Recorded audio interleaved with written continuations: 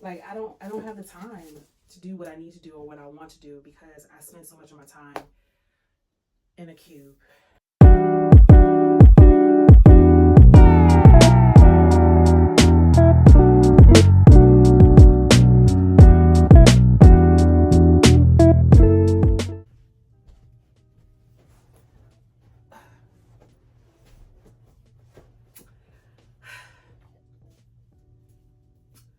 So, hi. Welcome to day one of me officially documenting my journey in my quest to build a life that feels good to my nervous system. I am Rebranding. I am an indie author who I will say my genre right now is romance, urban romance, but I don't want to be put in a box, so let's just say that I write whatever feels good to my imagination at the time. So right now I am a full-time corporate America worker and a full-time creative. And the two sides always battle each other to do its thing, right? So you have corporate America who consumes the majority of my time, and then you have my creativity that is trying to get a piece of my time so that it can create.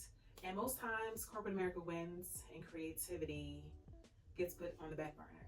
So after years and years and years of doing the traditional 9 to 5, I am in a part of my life where I just want so much more. All right, so first order of business is I have a bajillion ideas of new stories that I want to put out. But first things first is I am going back to the basics and I want to kind of rebrand myself, I guess. So I've already written and published a book, 2 books, 3 books, 4 books actually. I've already written and published these 2 books.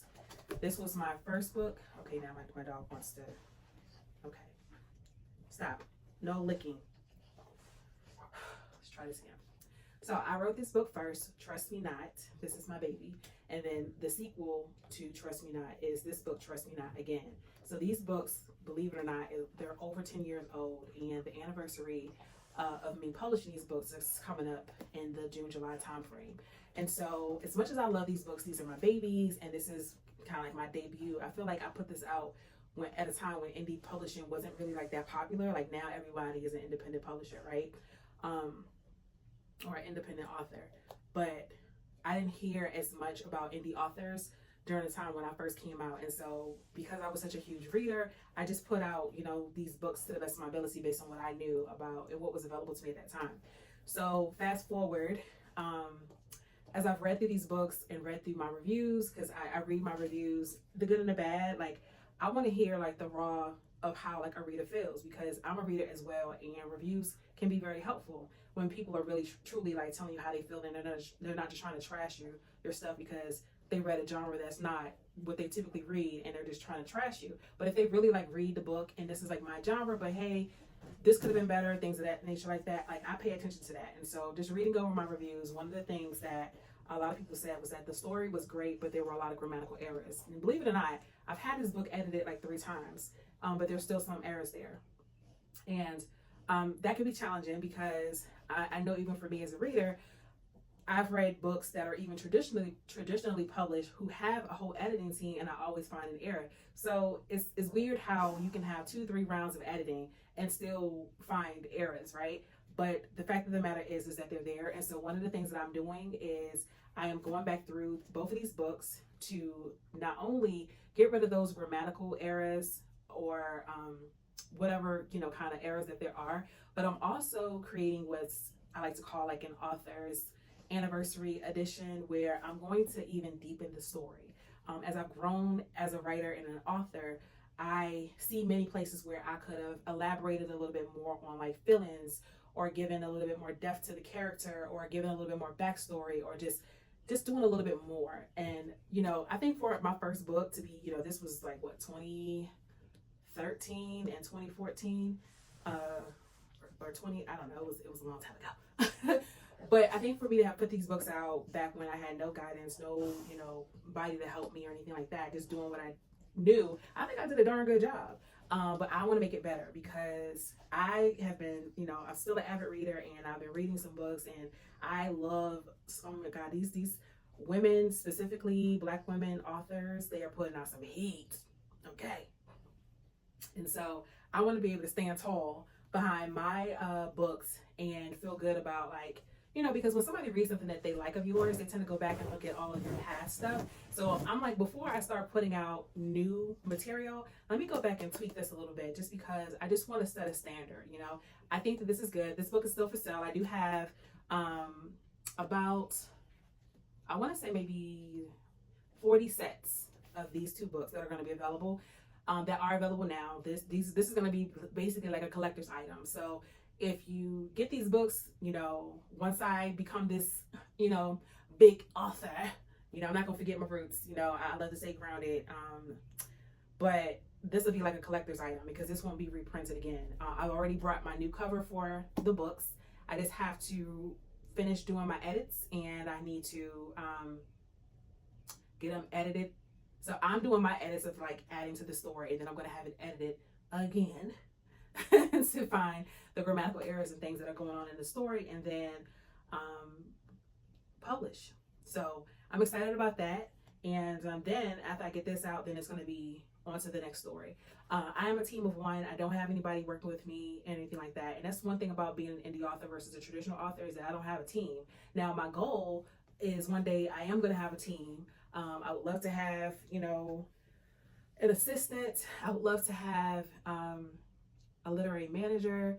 I would love to have, my go-to graphic designer, my go-to editor for everything. But these are things that I know that are going to come along the way. And the people who come into my life that are going to be a part of my author journey are going to be people who are, sincere and wanting to be sincerely, like genuinely wanting to see me grow, because when I win, you win, right? When people see my graphic designs on my books, they say, girl, that's dope. Who did your graphic design? I'm not a gatekeeper. So-and-so did my graphic design, so that's going to put you on more, right?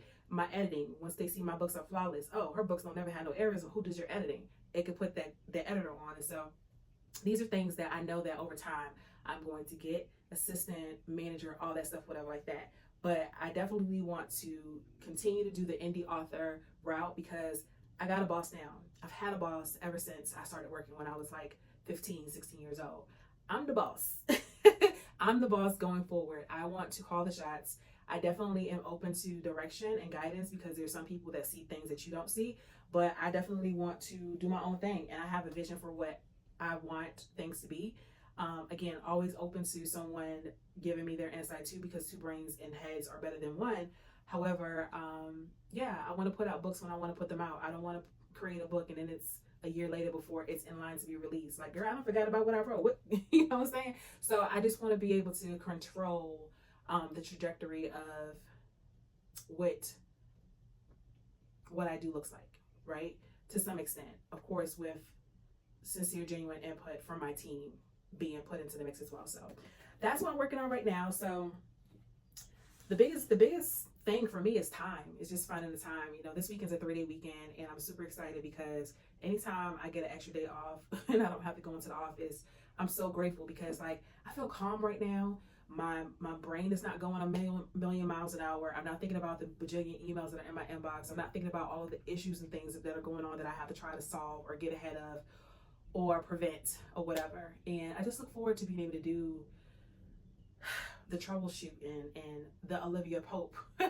Well, hopefully I don't have to be an Olivia Pope for my business, but I look forward to being able to do that for my business and not having to do that for someone else. But I'm grateful in the meantime for what I have and the provisions that I do get from my job, which I like to call my investor. But it's time. It's time to,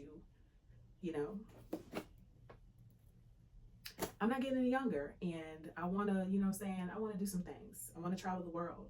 So when I think about a life that feels good to my nervous system, first of all, I'll have a beautiful office, right? This office right now, I'm grateful to even have this office. There's so many things that I want to do in here, like the desk. This chair is so uncomfortable, but listen, we gonna do what we gonna do with it for right now.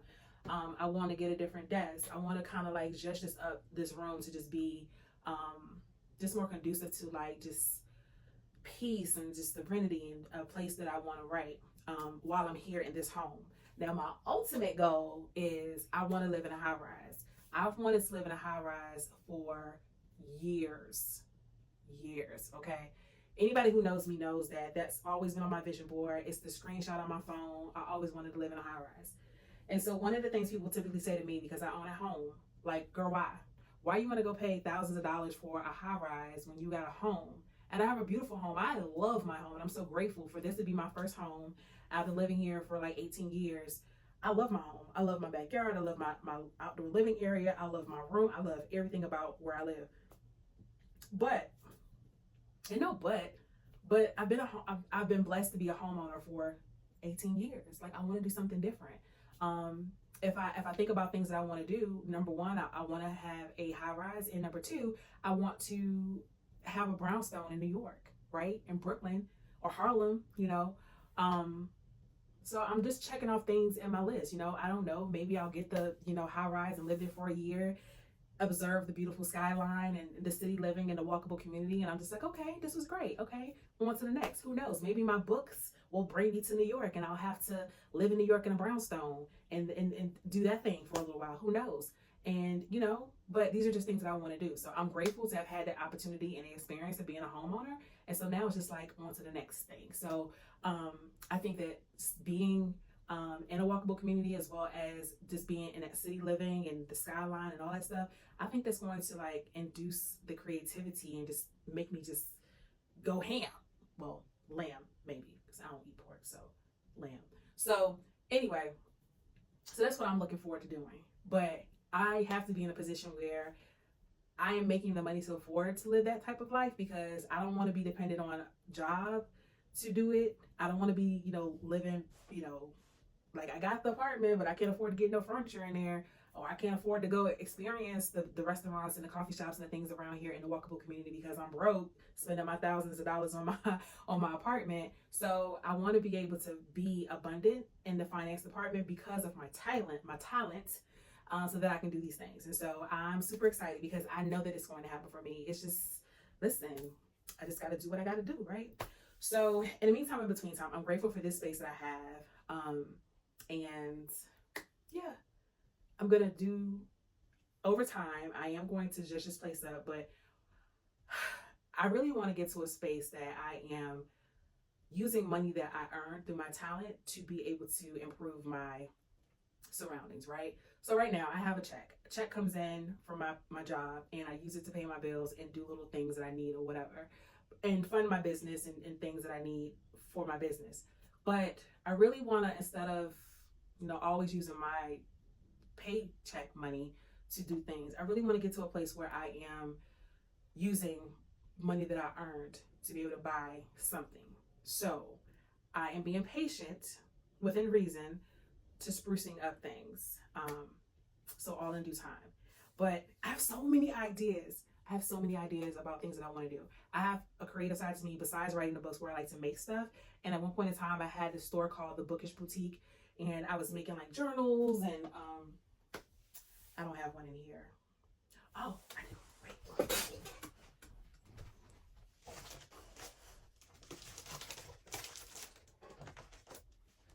Okay. So I was making journals. So I had like these journals that I made.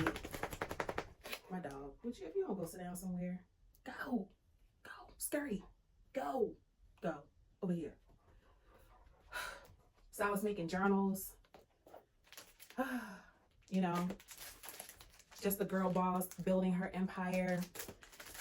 I was making these kind of things, like this kind of stuff too. It also soothes my brain. Like I like to make this kind of stuff. This right here had a little bookmark and everything, whatever. So I was making journals. I was making mugs. Like, look, this is one of the mugs that I made, rest in book face, you know, and I just kind of was doing too much, you know. I'm one person, it's been so much time in the day, and I just felt like I kept opening up all these different projects, and I was just overwhelmed. And so I do want to start back creating things, bookish things, and I don't know in what capacity I'm going to do that, but these are things that make me happy, and I really want to focus on things that make me happy, right? And these things will be made from the heart. You know, there will be limited edition. I'm not a manufacturer, so I'm not going to have a bajillion things to offer, but I will have things to offer. And so I think what I'm probably going to do is these things that I do have left over from when I was making stuff, I am going to put them on my website so we can get rid of those things. And then that's going to make room for other stuff. Like I had full production, y'all. I had my Cricut, got a Cricut mug press. I was making the journals. I was blinging out. Like, look at this one right here. I was blinging this out. This is my cup. I was going to sell this, but this is going to be mine because as I rebrand, one of my brand colors is going to be blue, or is blue. So this book babe, that's me, boo, right? But I was blinging out. Listen, okay? Your girl was over here doing stuff, right? And so this is what I'm saying. Like, this stuff right here, this takes time. And I mean, and a weekend goes by so quickly. Like, I don't have the time to do what I need to do or what I want to do because I spend so much of my time in a cube. So needless to say, it's neither here nor there. I'm so excited to really to document this because I'm going to look back one day and be like, girl, started from the bottom, now we here. Started from the bottom, now we here. Okay, so let me not get distracted because I just wanted to give you like a little intro about who I am and what I'm trying to do. Let me be mindful with my words, what I'm about to do. So right now, what I need to do, I probably need to clean my desk off because that's another thing that bothers me is that clutter. I can't. And I got a lot of stuff going on my desk. So a part of me also wants to go outside. See, this is the problem, right? I be doing too much. A part of me wants to go outside too because it's supposed to rain like the next 6 days. So what's today, Sunday? So Monday, Tuesday, Wednesday, Thursday, Friday. 5 days. It's supposed to rain for the next 5 days and I'm not going to be able to sit outside. So part of me is like, let me not mess with the desk right now. Go sit outside for a while it's still daytime and it's still nice outside. And then you can come back inside and work in your office. So I think that's what I'm going to do. So I'm going to get my laptop and I'm going to go sit outside on my patio, get some fresh air. I'm going to eat my donut. I have brought a donut. So I like cake donuts, plain, no glaze, no nothing, just cake, regular cake donuts. And I went to the grocery store today to get my groceries for the week. Sidebar, groceries, good Lord. So my daughter is home from college for the summer, and of course grocery bill has doubled. And I was like, okay, I'm in the mood for a little bit of something sweet. Nothing too sweet. I'm not a sweet squirrel, but a little something sweet. And so I was like, I can go for a cake donut. But they got the cake donuts in there and then in small print, made with bioengineered ingredients. Why? So I just went to Jamaica a couple weeks ago and see mine all over the place. So one of the things that I noticed when I was in Jamaica, in the mini bar, they had Snicker bars. And in the Snickers bars, when I look at it, the ingredients, it was like literally 5 ingredients, right?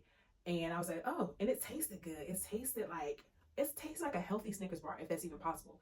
And so when I came back to the States, I'm looking at our Snickers bar. I promise you it was like an additional like 5 or 6 ingredients. Plus it said made with bioengineered materials. Why? So needless to say, I went to Dunkin' Donuts and got me a cake donut. Got 2 cake donuts because I felt like it would be better than the store brand. Don't tell me if it's not, because I'll be so disappointed if this is also made with bioengineered ingredients. I cannot. That's what's going on here. Focus. What are we doing? We're going outside. We're going outside. We're going to sit on our patio. We're going to eat our cake donut and our water. We're going to take our laptop and we're going to focus. What we're doing right now, edits for the anniversary author edition for Trust Me Not and Trust Me Not Again. I've been going back and forth about whether or not I'm going to keep these books separate or whether I'm going to combine it into one. There's a whole story behind that too. I'm going to have to tell you at a later date because I don't want this to be super long, but part of me is thinking about making this one book. That would make this book, so this is 320 pages. This is 167 pages. So 3, 4, maybe about 480 something like that pages. Now, I know some people are not long story readers. They like, listen, give me 200-300 pages and like wrap. But like a good book, I don't care if it's 500, 600, 700 pages, I'm reading and I'm going to eat it up. Okay. But I know that's not for everybody, but I don't know. I've been thinking about that. So as I go through my edits and I add more to the story, I'm going to make a decision whether or not I'm going to keep them separate. Not too long ago, you could have told me that this was going to just be one book. And just recently, as I'm going through it, I've been thinking about keeping it separate. So I'll make a final decision. But see, we're documenting all of this as we go along in our journey. So, and I haven't introduced my dog, but I don't know if you can see him in the camera. You probably can hear him or hear him breathing. This is my shadow. His name is Major. Sit, Major. Sit. His name is Major. So I don't know if you can see him, but come here. Here. Sit. Follows me everywhere that I go. Always is around, always smelling, sniffing in my space, pawing me like, girl, what? What do you want from my life? You've eaten, you've had water, you've been outside. What do you want from my life?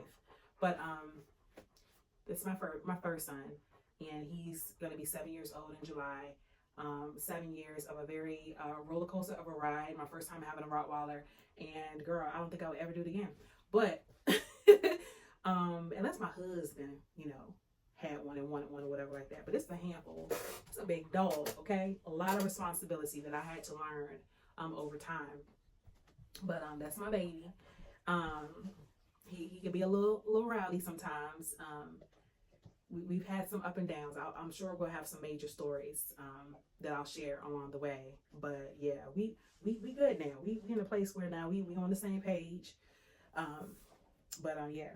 So anyway, but I'm sure he'll be around. So excuse me.